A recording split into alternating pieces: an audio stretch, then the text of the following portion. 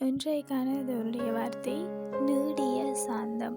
நீதிமொழிகள் 15ஆம் அதிகாரம் 18ஆம் வசனம் சொல்லுது, கோபக்காரனோ சண்டையை எழுப்புகிறான், நீடிய சாந்தம் உள்ளவனோ சண்டையை அமர்த்துகிறான்.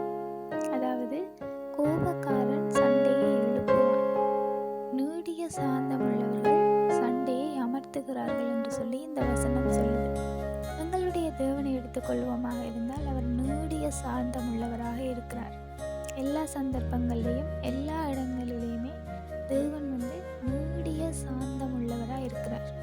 எங்களையும் சாந்த குணத்தை தரித்து கொள்ளுங்கள் என்று சொல்லியிருக்கிறார்.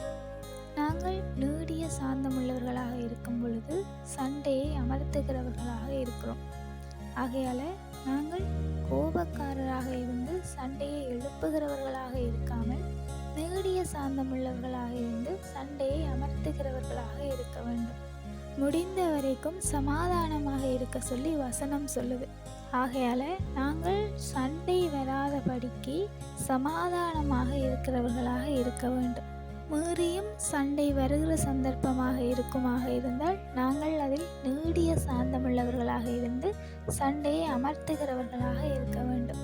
உண்மையில் கோபப்படுகிறவர்களாக நாங்கள் இல்லாமல் நீடிய சாந்தமுள்ளவர்களாய் எல்லா இடங்களிலும் எல்லா சந்தர்ப்பங்களிலும் இருக்கிறவர்களாக இருக்க வேண்டும். Have a nice day.